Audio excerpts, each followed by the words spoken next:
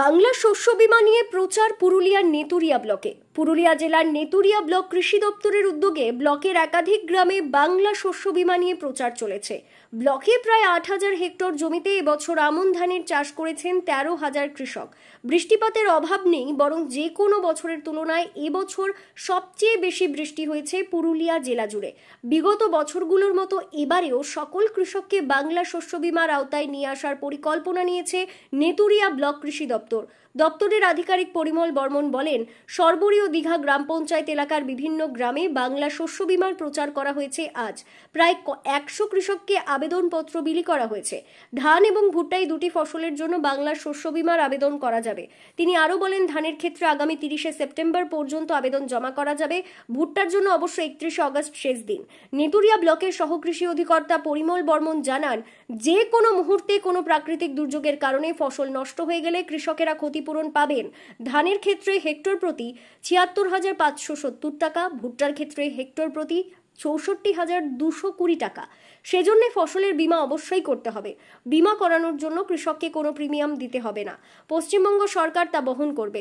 বাগমারার কৃষক কৃষ্ণপদ মাহাতো, চাকলতা বাড়ির কৃষক আশিস মণ্ডল, দিলীপ মণ্ডল, বরলাল টুডুরা বলেন, অন্যান্য বছরের তুলনায় এবছর বেশি বৃষ্টি পেয়ে উঁচু বাইদ ও কানালি জমিতে আমন ধানের চাষ করেছি। কেউ 10 বিঘা, কেউ 25 বিঘা পর্যন্ত চাষ করেছি। গাছের বৃদ্ধি খুব ভালো, পোকামাকড়ের উপদ্রব নেই। এখন যদি ফসলের ক্ষতি হয়ে যায় তাহলে খুব সমস্যা হবে। সেজন্য ফসলের বীমা অবশ্যই করব এবং সবাইকে বলবো বাংলা শস্য বীমার সুবিধে নেওয়ার জন্য। দপ্তর থেকে একদম বিনা পয়সায় কোনো পয়সা লাগবে না, জেরক্সও চলবে, কিন্তু জেরক্স করার দরকার নেই। আমার অফিসে প্রচুর 16,000 ফর্ম এনেছে, ফর্ম ওখান থেকে নিয়ে আসবে।